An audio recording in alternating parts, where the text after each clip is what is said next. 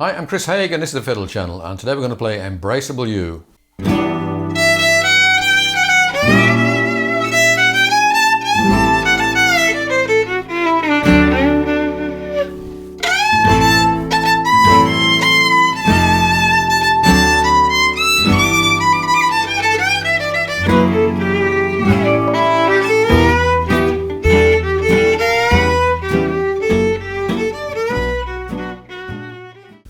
Embraceable You was a request for Steve, one of my supporters on Patreon.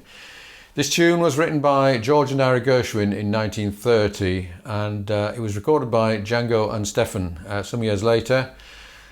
They did it with a slow rubato intro, similar to what I just did, and then they have a key change and they speed up. I'm going to show you a bit of the rubato, but I'm going to mainly show you a kind of medium tempo version of this. I'll concentrate on the melody and how to dress up the melody, but I'll give you some ideas as well on soloing. Okay, so I'll play through the basic melody with no frills to start with. 1, 2, 3, 4.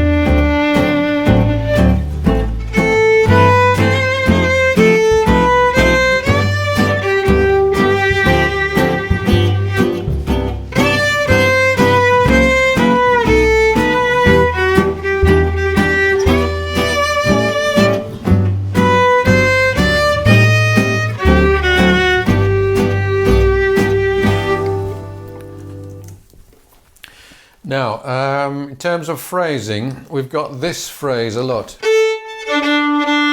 Embraceable you. And that appears over and over again, and you really don't want to hear that repeatedly when you're playing it as an instrumental. And we've also got a whole load of a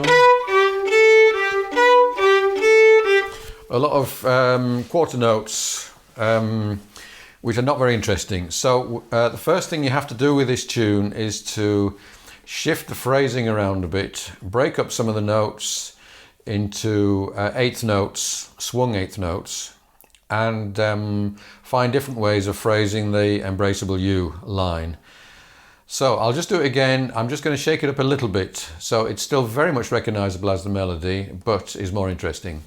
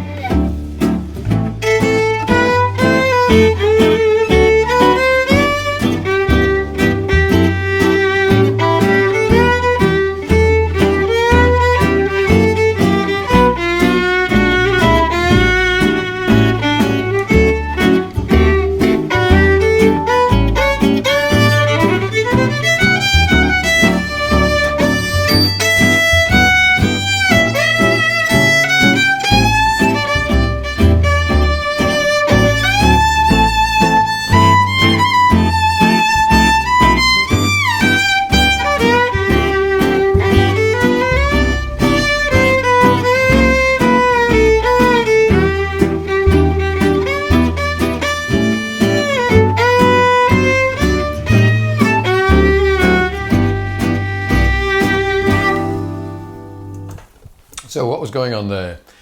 There's a lot of places, like in the first line, where you could do an open D, but I would always prefer to go into third position, do a little slide,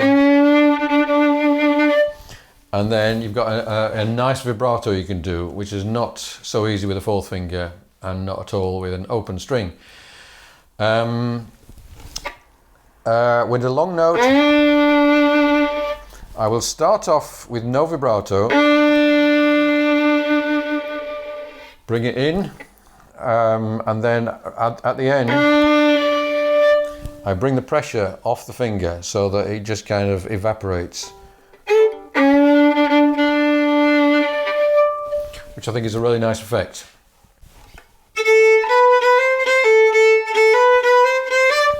This is chain bowing, where I'm splitting the quarter notes into eighth notes.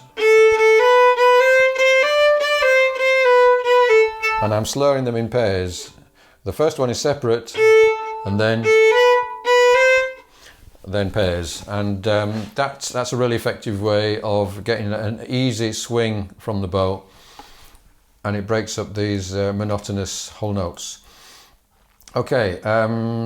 I went up an octave for the middle, and that's an easy thing to do in this key. Not as easy in some other keys, but it's always effective to go up an octave if you can, either on the repeat of the A section or in the bridge. I think I put in a few parallel fifths, and I've just done a video on that. It's a really effective thing to do, and in a medium tempo tune, doing quarter note triplets is a very effective thing. So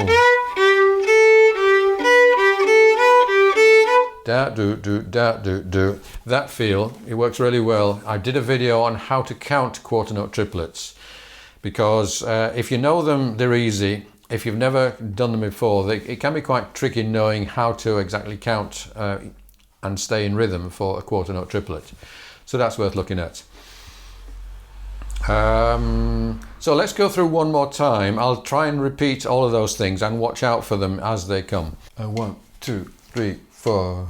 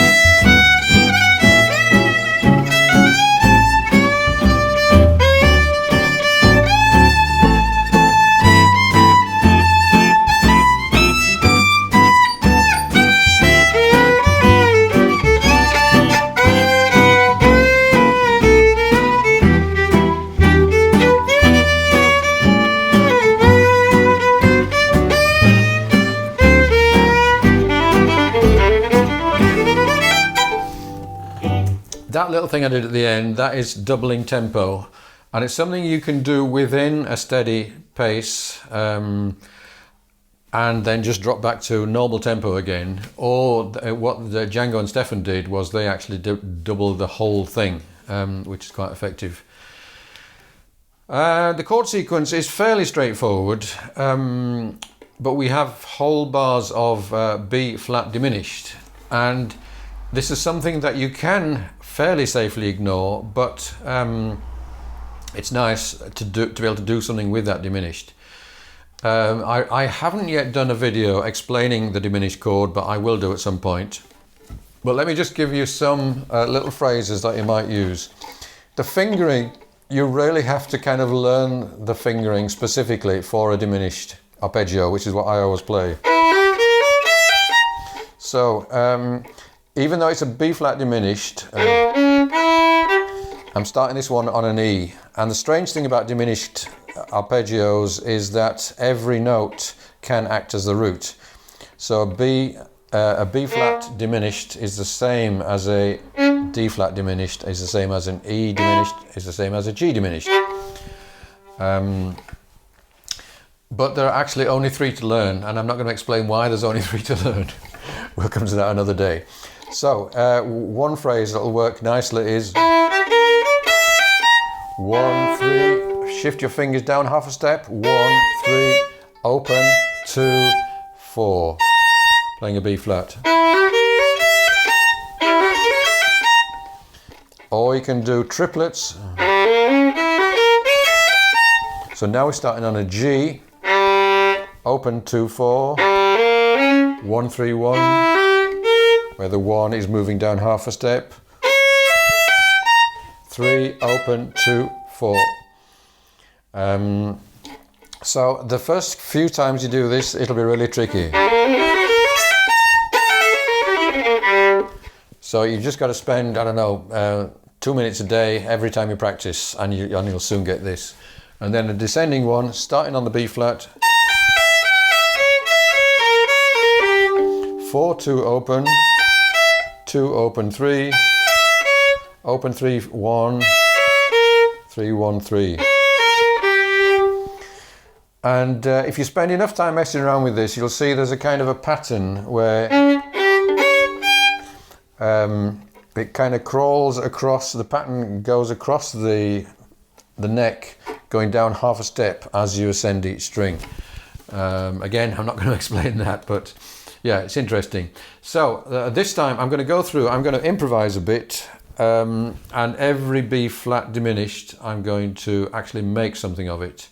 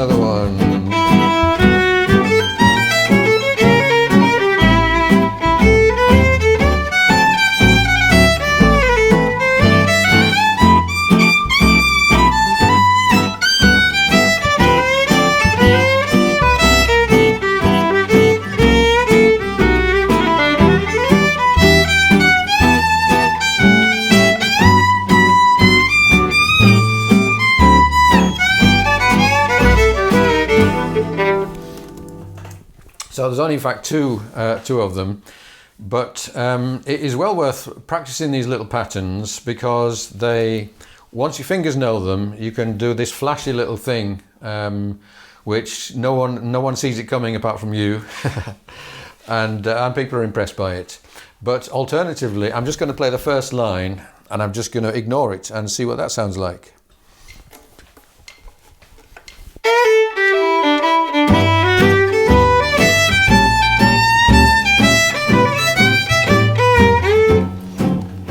And you never even noticed it was there. So you can just play the G pentatonic over that, and it will sound perfectly good.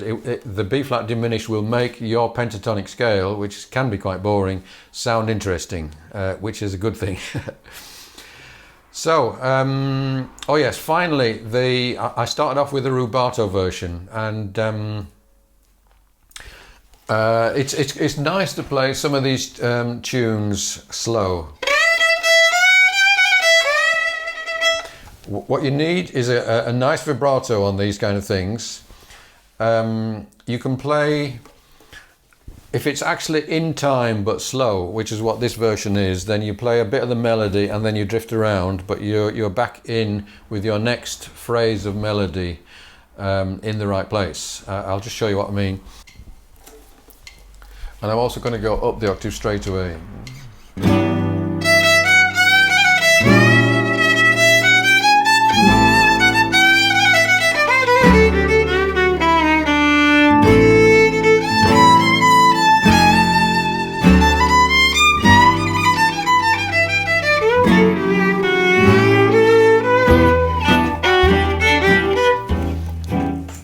And then if it's going to go into tempo as it did there, then at that point you become less free and make it a bit more punchy and a bit more swingy. And it's worth practicing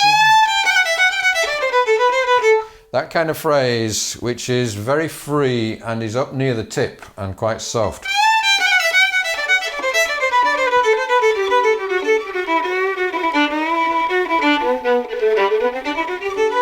and often with really tiny bows.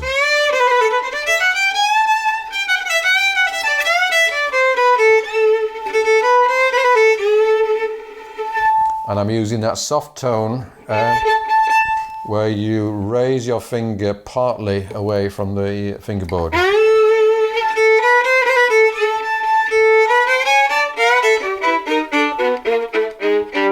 And lots of parallel fifths, which I did a video about just recently. Okay, so I'll play you out with a couple of times round soloing. Thank you for watching.